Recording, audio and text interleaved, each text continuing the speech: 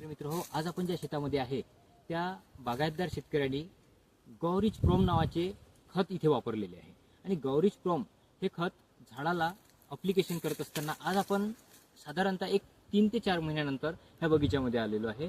तर आज आपल्याला असं ऑब्झर्वेशन या झाडामध्ये दिसते आहे की या झाडामध्ये लस ग्रीन पत्ती म्हणजे झाडाची पान हे त्या पद्धतीची दिसून राहिली. त्याच्यामध्ये एक पानावर ब्रॉडनेस, त्याच्यामध्ये असणारी ग्रीनरी, त्याचप्रमाणे या झाडाचा खोड ह्या पद्धतीनं हे झाड खूप चांगल्या रीतीने बहरलेलं आहे. इथे प्रति झाड आपण 1 किलोचं गौरीच प्रॉम याचं अप्लिकेशन इथे केलं होतं. प्रॉम खत याच्यामध्ये नैसर्गिक असलेला फॉस्फेट आणि शेणखतावर आधारित केलेली प्रक्रिया ही असते आणि याच्यामध्ये फॉस्फेट सोल्युबलायझिंग बॅक्टेरिया याचा सुद्धा वापर केला जातो.